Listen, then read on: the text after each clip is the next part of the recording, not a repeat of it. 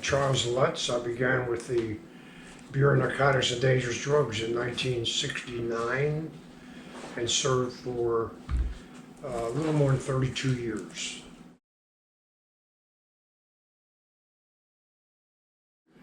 DEA's global mission is a result of the simple fact that most of the drugs historically that have plagued our country originated overseas, and it required cooperation, coordination, information sharing among countries to have an impact on the global drug market.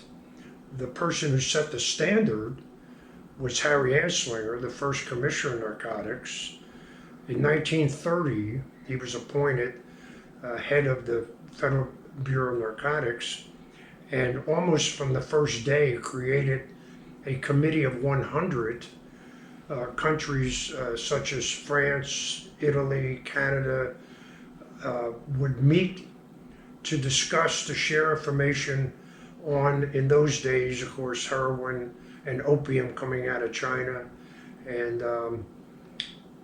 Anslinger was also the first administrator of narcotics to station agents overseas. Actually, the first agent was assigned to El Paso, Texas, which isn't exactly overseas, but his responsibility was to coordinate with the Mexican law enforcement authorities. And later, Anslinger assigned agents to Italy and France, and of course, today DEA has hundreds of agents stationed overseas in many, many countries.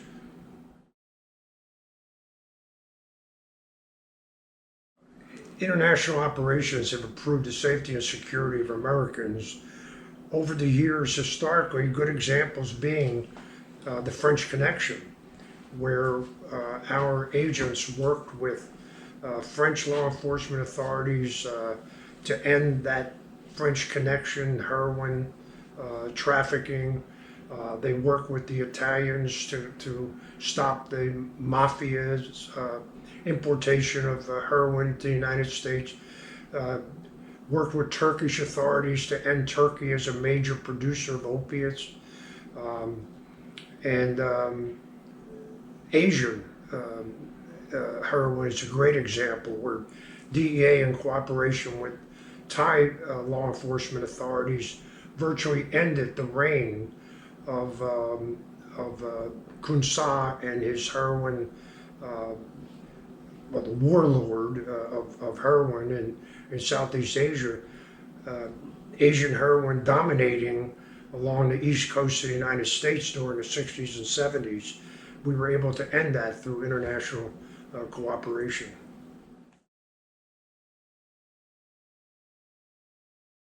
Sucreprom, according to DEA's intelligence back in the day, we're talking back in the 60s and 70s, Sucre was identified as the very first Asian to produce white, water-soluble heroin, Asian white, taught to him by Turkish chemists. He was the very first, and he was an important narcotics trafficker. This was, when I got involved with this case, it was back in 1975, and we were pulling our troops out of Vietnam. The Army Criminal Investigation Division was about to leave Bangkok, where I had just been stationed. One of their officers had an informant he wanted to turn over to DEA before he left. I went over, I interviewed this informant. He told me about this Sucreprom that he had actually worked for and was now in a competitive type business. And I thought, he was just trying to eliminate his business competition until he said that Sucre wanted to smuggle 25 kilograms of heroin to the United States. Obviously, that got my attention. I devised an undercover role as a Pan Am cargo supervisor, and I got another agent, Matty Marr, to be a mechanic based in Bangkok, and convinced Sucre that we would be able to hide his heroin in a 747 aircraft and deliver it anywhere in the world he wanted it. As it turned out, he actually wanted it sent to Holland. Neither Matty or I had ever been there, so believe it or not, DEA actually paid for Matty and I to go to Holland, which I think is indicative of how important this guy Sucre was, just to be able to come up with a good story as to how we're going to deliver it back to him. And when we met in a hotel room in Bangkok, Sucre, I laid out a schematic diagrams of 747, showed him where Matty was going to hide the heroin in the plane. He said, "I'll be back in an hour." He went to his apartment building and outside met with another fella.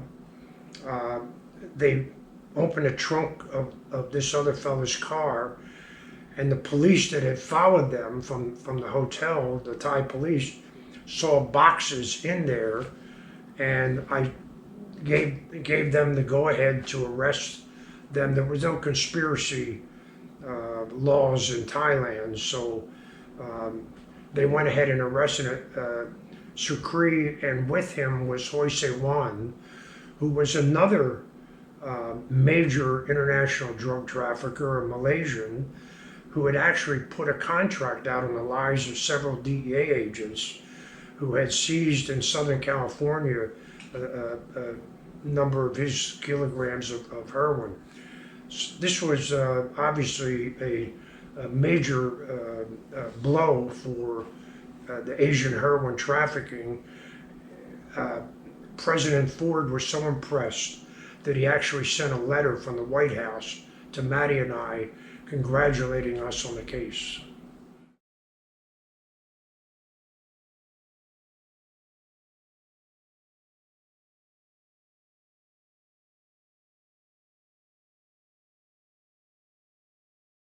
Well, the blockbuster movie that was part of an investigation that I was involved in is called American Gangster. Denzel Washington portrays the New York drug trafficker Frank Lucas, and in it, Lucas is claiming to be involved in the heroin trade from the farm to the arm, going to Southeast Asia, to the Golden Triangle to purchase his heroin and bringing it all the way back to the United States, into the arms of the addicts in New York and New Jersey. It's simply not true. The real American gangster was a guy named Ike Atkinson, the Fat Man. Herman Jackson and Ike Atkinson were retired U.S. military non-commissioned officers, and upon retirement, Herman Jackson went to Bangkok and opened up a bar where he would entice GIs on R&R from Vietnam and those stationed in Thailand to corrupted poker games, and they had a number of scams going on. He convinced Ike Atkinson, when he retired, to come over and give him a hand in Bangkok. Eventually, they decided that heroin was much more lucrative for them, and through Herman Jackson's paramour, began purchasing heroin in Bangkok and shipping it to the States. They subverted U.S. military aircraft. They bribed U.S. military personnel to carry heroin back for them. They used the Army post office system, and there was a flood of heroin uh, coming out of Thailand that was supplying many of the drug traffickers on the east coast of the United States, including Frank Lucas. Frank Lucas in the movie is portrayed as a guy who broke from the mafia and started selling the best heroin, and it was. However, Frank Lucas would have been nobody had it not been for Jackson and Atkinson. The case was, I have to say, was dumped on me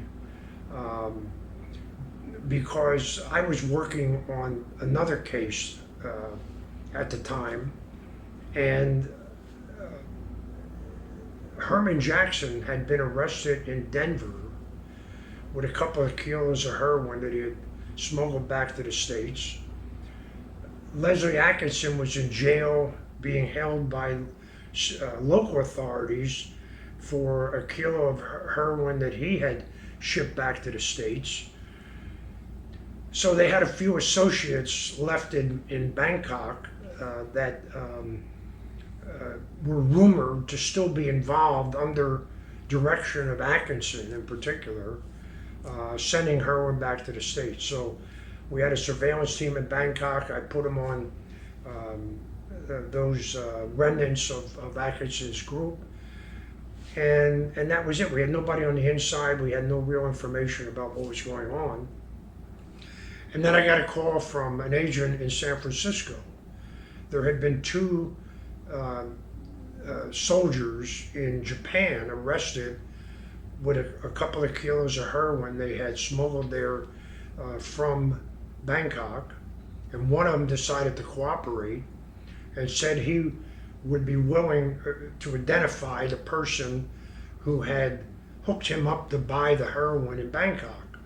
He identified him as a 3M employee who worked nights playing and singing at Jack's American Star Bar in Bangkok. Well, I thought, wow, this may be what we need. The agent was Lionel Stewart. He and Mike Nerney, the prosecutor in that case from San Francisco, flew over to Bangkok. I found this employee of 3M. We gained his cooperation, and he ended up introducing Lionel Stewart undercover to the source of the heroin that was the former bartender, Lutz the former bartender at Jack's American Star Bar. We were able, I know using the term lure is not wise legally, but we lured Luchai to the States to bring some additional heroin with him, and told him we'd hook him up with a couple of Las Vegas dancers if he was willing to come, which he did. And we arrested him and prosecuted him. He had a courier that brought the heroin. He was arrested and prosecuted. During that whole process, we identified another retired military NCO, non-commissioned officer, who was in charge of another load of heroin.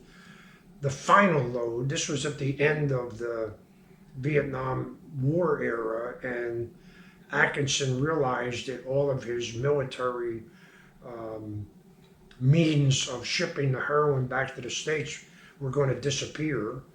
So he had two large shipments, over 100 pounds each, of heroin secreted in furniture. We seized one in Bangkok. One got through to the States and was released, but the fellow responsible for that, we were able to identify and get his cooperation as a key witness against Atkinson. Atkinson ended up serving more than half of his life in prison. When he got out of prison, he was interviewed for a book. During the interview, he complained that Frank Lucas had stolen his identity as the American gangster. He said he was the American gangster. And so here you have two crooks. Most criminals will claim their innocence, and here these two are arguing over who is the bigger crook. In the movie, another myth was perpetrated. The first one being that Lucas had gone to the Golden Triangle. We were able to document Lucas only having been to Bangkok once, stayed in Bangkok, and due to jet lag, never made it out of his hotel. The other myth is that he had smuggled heroin back to the States in the coffins of military killed in Vietnam. As far as we know, that never happened. Atkinson used the military facilities and equipment to move his heroin back to the States from Thailand, to take the heroin from Thailand into a war zone, into a guarded mortuary at Tan Son Nhut Air Base, then ship it back and have to get it out of funeral parlors in the United States. It's ridiculous to even think that happened, but it was a myth that had been perpetuated not only by the movies but in the media, and I think it had a lot to do with the fact that it further denigrated the Vietnam War that the media, with no due diligence, were very happy to perpetuate.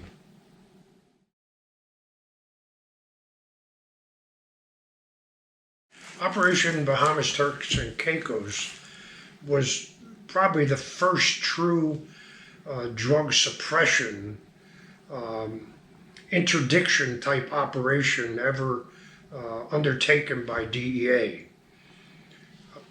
The quickest and most favored route of the Colombians to smuggle their cocaine into the United States was through the Caribbean. It's the shortest distance, and they were able to fly aircraft directly into the United States. When the U.S. Customs Service strengthened its border interdiction, made it more difficult to fly into South Florida, Carlos Lader and George Jung, working for Pablo Escobar, pioneered the flying of cocaine by general aviation aircraft onto islands in the Caribbean, in the Bahamas, and then taking it by fast boat under cover of darkness into South Florida.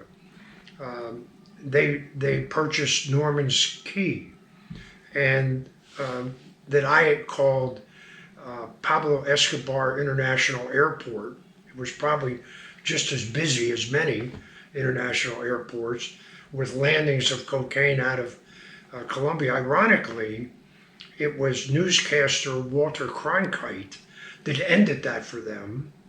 He was out on vacation on his yacht and stumbled upon Norman's Cay and saw these Colombians with machine guns, told the local authorities, who then had no, obviously the authorities knew about it, but they had no option but to chase them off of the island.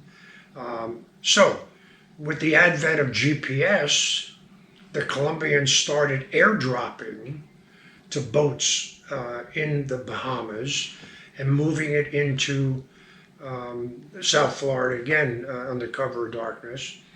So in 1982, DEA developed an operation whereby DEA agent advisors would travel with their Bahamian police counterparts on U.S. military Black Hawk helicopters and a couple of Coast Guard H-3 helicopters to intercept these boats or aircraft that were still landing on the islands in the Bahamas, and seizing the drugs and arresting the traffickers, the smugglers, and seizing the aircraft.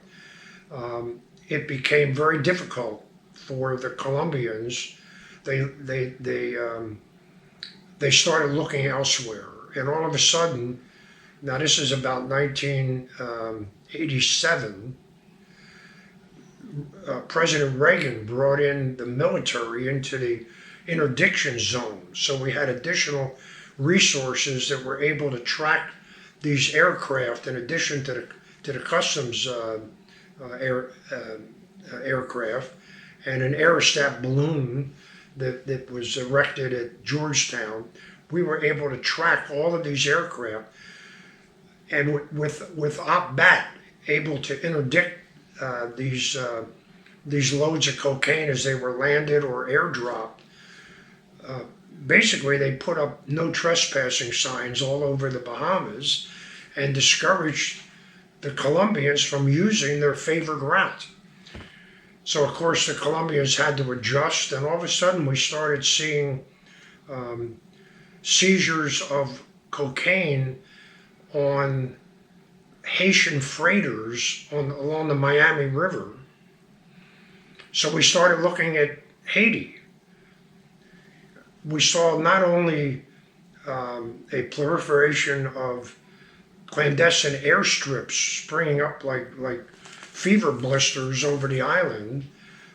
We also noted the immigration of hundreds of Colombians into Haiti, many of them directly tied to Colombian cartels.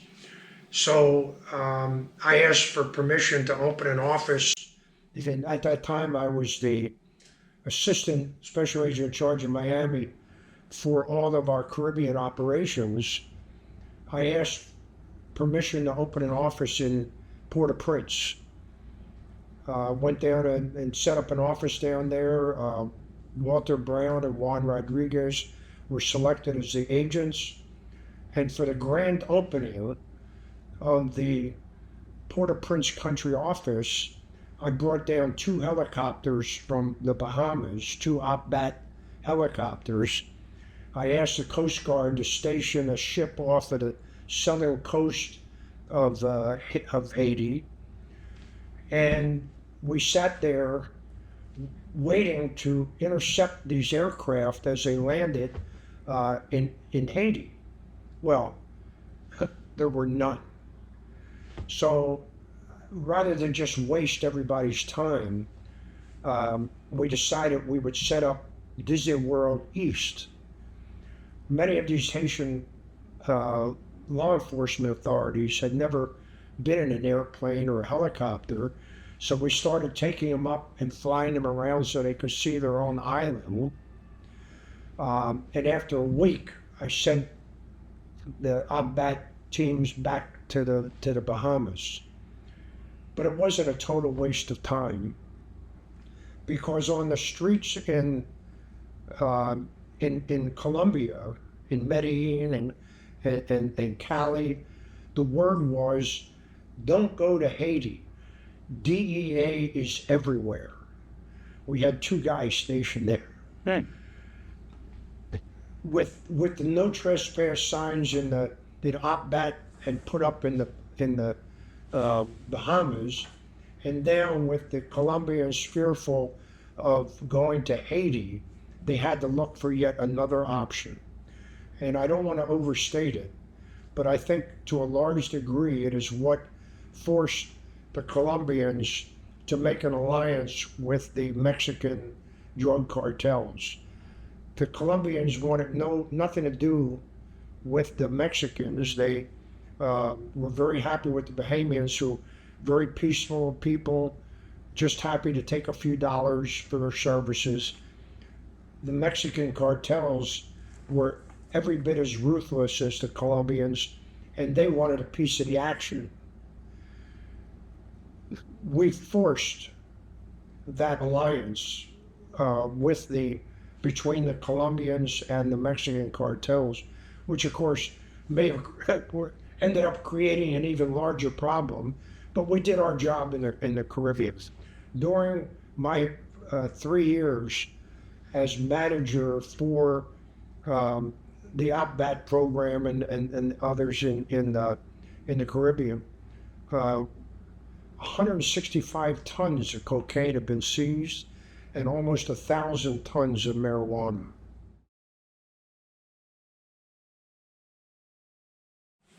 Operation Blast Furnace was the first operation that actually went uh, to interdict, to seize and destroy cocaine paste laboratories. In this case, it was in Bolivia. It was about 1987, I believe. And the U.S. military, Southcom, had provided helicopters to transport Bolivian paramilitary forces and DEA advisors to the sites of these cocaine paste laboratories. 8 laboratories were destroyed. I'm not sure how long the operation ran. I believe it was only a few weeks. And it caused a tremendous disruption in Bolivia and Colombia, because the Colombian cartels relied on the coca paste coming out of Bolivia and Peru to make their cocaine hydrochloride in their clandestine labs in Colombia. As a result of blast furnace, the coca leaf market collapsed, prices soared, Colombian buyers of the paste fled. So after the operation ended, they had a conference in Panama City to see how they could, what they could come up with to sustain this disruption. And they decided on Operation Snowcap that would expand this Operation Blast Furnace throughout South America.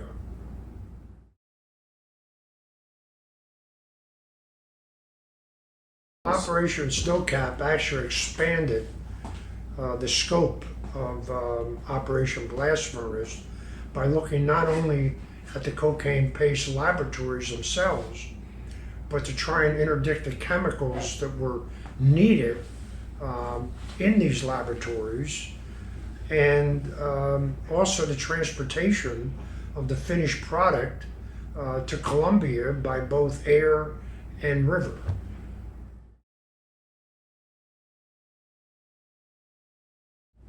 When Snowcap first began, it was in a dozen countries in South America, and again, looking for not only laboratories, but chemicals and the transportation modes and methods and organizations that were taking this paste to Colombia for conversion into cocaine hydrochloride.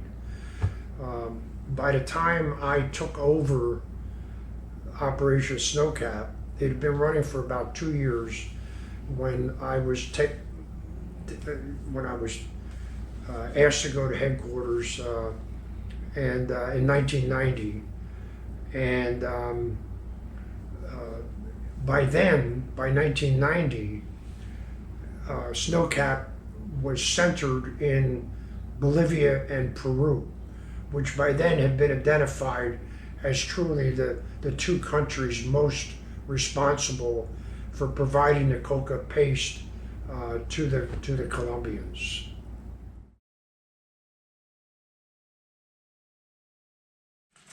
Well, I was brought to Washington, and it became clear to me that two things needed to be done. Operation Snowcap was very successful. It was successful from the start. However, having worked many years overseas with DEA, it became apparent to me that there had been an attempt to run enforcement operations out of headquarters, and I thought that was a non-starter. So part of what I tried to do, and in fact accomplished, was to integrate Snowcap into the country offices in Bolivia and Peru, essentially giving the country attaches the resource, the Snowcap teams, to be able to carry out their enforcement mission. Wait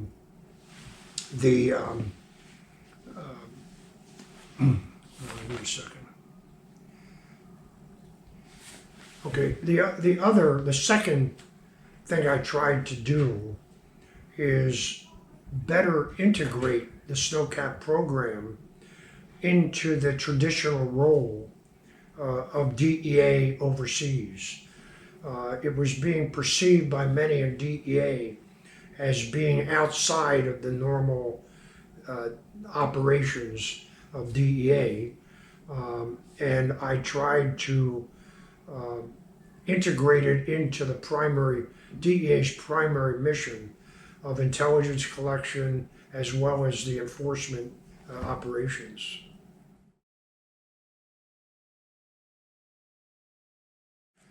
Well, of course, the State Department was a key player in this. As I understand it, Operation Blast Furnace, there were, I'm not sure how many helicopters provided by the... So sorry. I thought I had turned that off. I'm sorry. Okay, so as I understood it, Operation Blast Furnace had a number of military helicopters to fly the teams in to interdict these cocaine paste laboratories. But in order to do that, they had to lay down a footprint of about 160 military, and the State Department didn't want that. So they offered to provide the air transportation, the helicopter support to the Snowcap teams, which was a critical aspect of Operation Snowcap. As far as the Riverine, we had the U.S. Coast Guard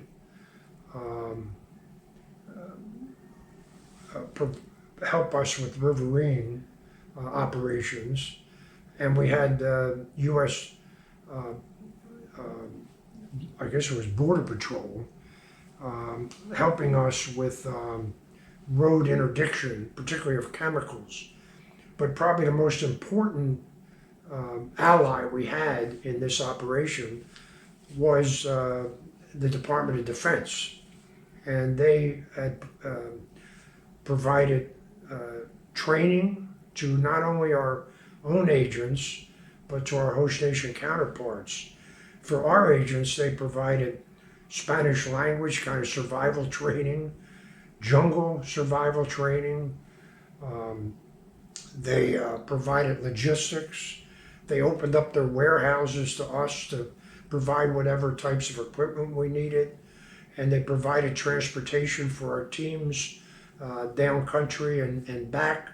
So the Department of Defense at that time, they were a critical resource and ally in this Operation Snowcap.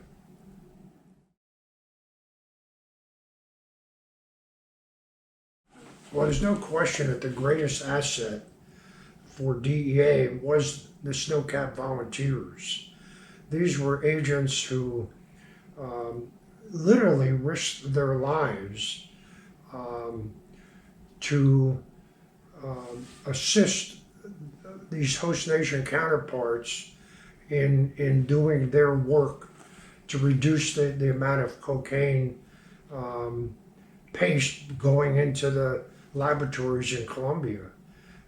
It was their guidance, their setting an example for their host nation counterparts, helping to professionalize these people, and that truly was the greatest resource that Snowcap had.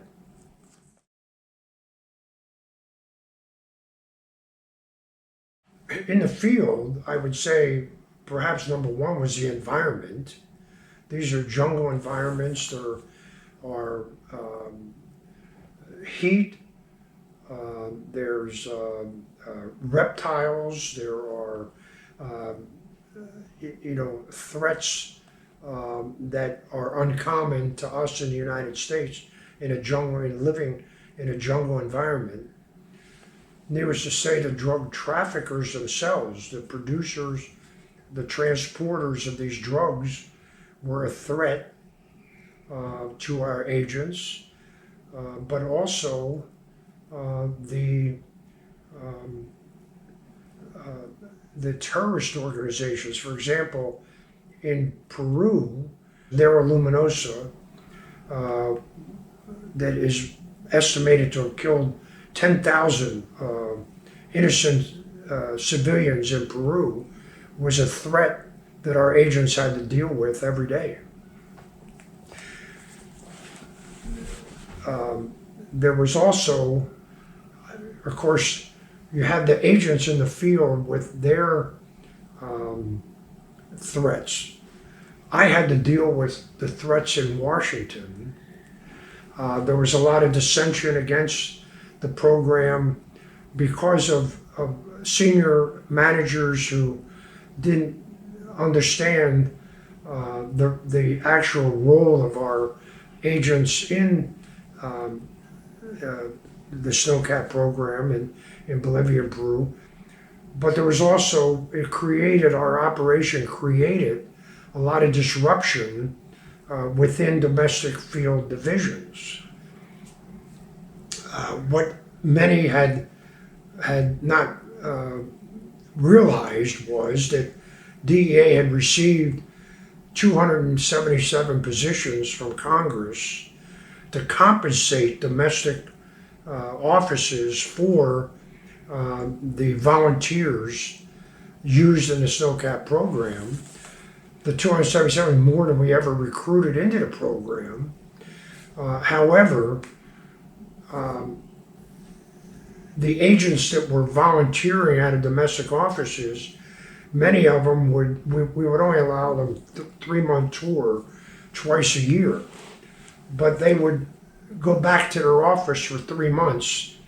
They couldn't hardly develop an informant network. They couldn't do a lot of things that agents were expected to do because they were going to be going back downrange in another 3 months. So there was disruption, there's no question about it. There had been a proposal to create a Snowcap division, taking those 277 agents, creating a division basically at headquarters. It would be like a foreign tour, a hardship tour, 2 years. You could extend for another 2 years, then you went back to a domestic office. And by doing that, it would have allowed these agents to specialize in these operations for 2 to 4 years and not have a disruptive impact on the domestic divisions. But for whatever reasons, it was never accepted or implemented within DEA. So I had faced these issues as the drug suppression chief, and I often wondered who had it more difficult, the agents in the field or me.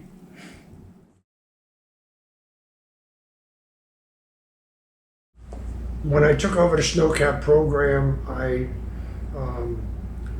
one of my goals was to transfer responsibility for enforcement operations to the country attaches in Bolivia and Peru, and they maintained the records of arrests and seizures. We tracked it to the extent of being able to brief the administrator and others on the success of the Snowcap program.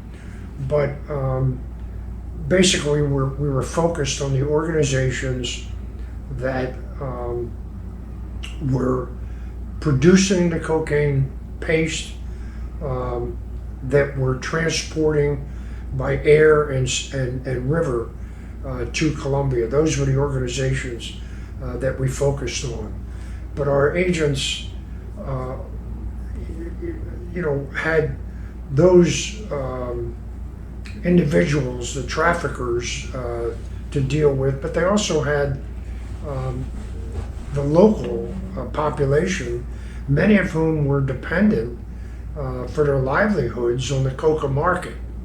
So our agents faced a lot of obstacles there in their operations in both Peru and Colombia. Peru and Bolivia.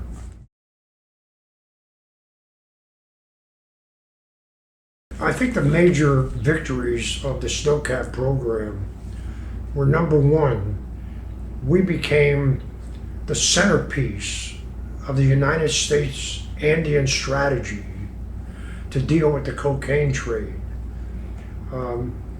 Quite frankly, we were the only thing that was working in the Andean strategy. The State Department, their programs are eradication and crop substitution. Well, in Peru, it was legal to have coca bushes because of its use in religious activities. So we could not, they could not be eliminated. In fact, if a helicopter landed in a field and happened to break off a branch of a coca bush, the farmer had a right to be compensated.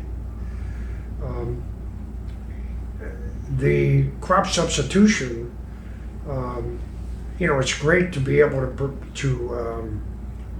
to switch to producing fruits and vegetables. The problem was there was no means to get them to market.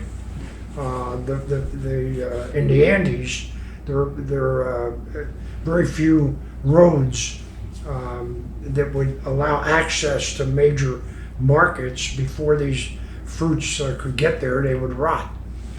So the only thing that was successful in the Andean strategy was Operation Snowcap. I think another positive for Operation Snowcap is when I took over the program in 1990, I wanted to make the operation more integral to DEA's traditional strategy. And lo and behold, in 1992, the creation of the Kingpin strategy. The Kingpin strategy looked at the Colombian drug cartels and broke it down into the different components of these organizations: the financing, the transportation, the communications, the leadership.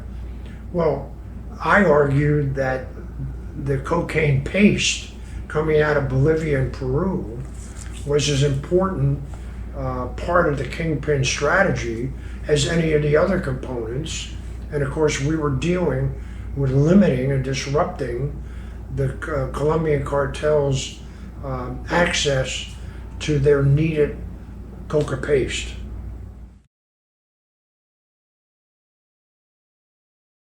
This was about 1992 when Administrator Rob Bonner called an executive meeting. I was not a senior executive at the time, but I was invited to attend because of being the chief of drug suppression.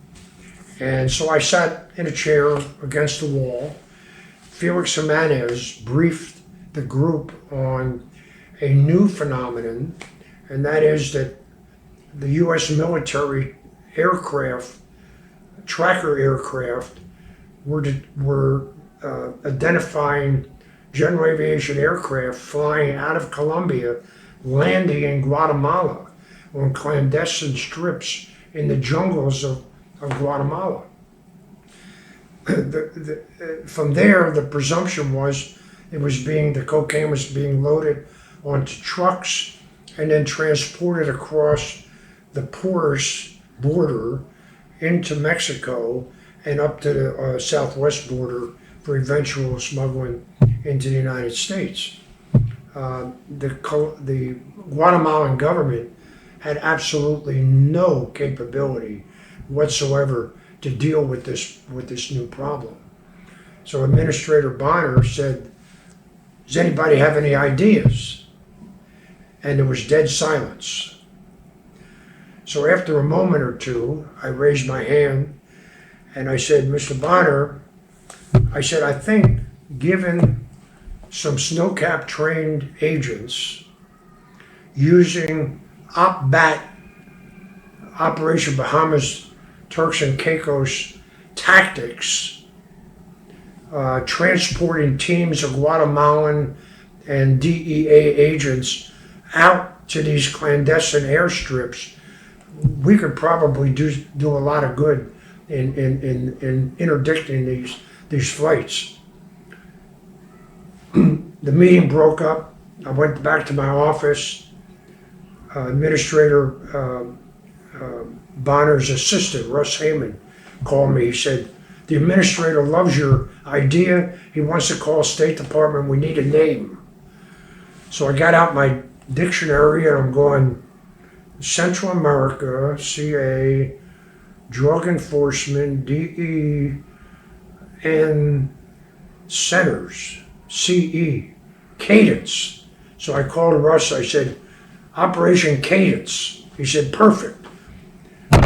The next thing I knew, I was sent down to Guatemala to brief the ambassador there on this new proposed operation. Within several months, we had, with the help of the office there, the Guatemala City country office, we identified counterparts, provided some preliminary training. We got State Department helicopters there. We got a safe house to live in, and we were operational within 2 or 3 months.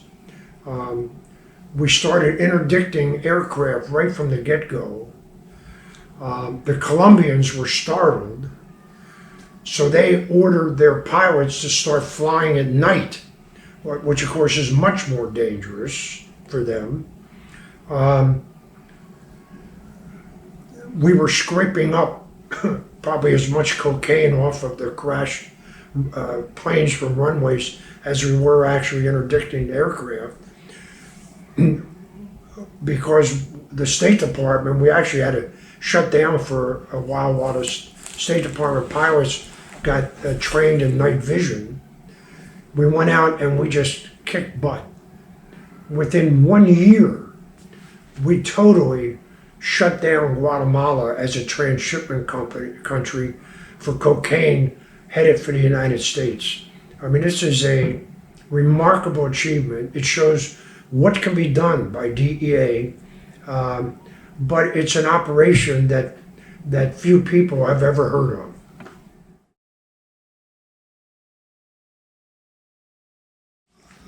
Operations Snowcap and Cadence were extremely successful. However, in 1994, a new administration came in and they had a different philosophy. They felt that we should only be risking our agents' lives in our country, and it was the responsibility of other countries to risk the lives of their personnel in their country to solve the problem. And they had a right to their view. However, I thought it was a little bit naive in the sense that the problems that these countries, Bolivia, Peru, Colombia, Mexico, were facing were a result of our demand for these drugs that created these cartels and these smugglers and production of cocaine. It was to satisfy our demand. And it was our money that we were paying for these drugs that was corrupting their governments and preventing even their honest law enforcement officers from doing their jobs. By being with them, with the host nation law enforcement authorities, side by side, as I put it, one step behind, but prepared to defend themselves and their counterparts, we were helping them to help us. And I think that it's unfortunate, that the operation had to be shut down, or was shut down. But it wasn't an easy thing to do because the State Department loved it. It had become the centerpiece for their Andean strategy. The Department of Defense envied it. They wanted to be the tip of the spear. They wanted to be doing what we were doing. So we became their surrogates. And through us, they were able to accomplish their goals. And so it was very difficult just to shut down because of the interagency interest in the operation. But when we had that tragic plane crash in Peru that killed 5 of our agents, 3 Snowcap volunteers and the 2 pilots, that there was enough empathy within the interagency community to allow DEA to stop the program. I'm convinced, and I have no way to prove this, but I'm convinced that had Snowcap continued to this day, the magnitude of the problem that we faced in the intervening years would have been far less.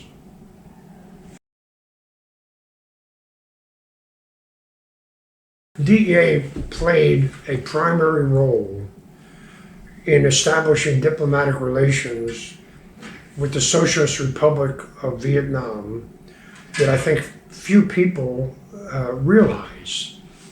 I was asked to go back to Bangkok in 1995 in charge of all of DEA's operations in Thailand, Laos, Cambodia, and Vietnam. When I arrived, I was following Operation Tiger Trap, which had eliminated the infrastructure of Kun Sa, the warlord in Burma, who was producing the majority of Asian heroin. The people who were moving his drugs through Thailand and into the international markets, the people who were handling his finances, the people who were buying his beans and bullets for his army, they were all arrested, transported back to the States for prosecution. There were still some remnants of these individuals in Thailand, so one of my goals was to clean that up, to finish that. But also we had intelligence that some of Kun Sa's chemists had moved to northern Laos. We had an office in Vientiane, Laos, closed in 1975 when Saigon fell, Vietnam fell. And so I wanted to,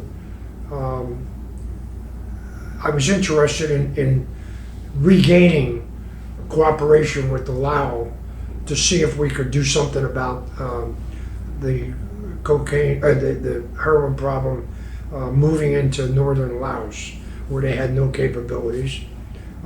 Cambodia was a little interest, but Vietnam wasn't even on my list. I happen to be a Vietnam veteran, but I knew nothing of the drug trafficking and abuse in Vietnam, and it was the last thing on my mind. But in 1995, President Clinton decided it was high time to normalize diplomatic relations with the Socialist Republic of Vietnam.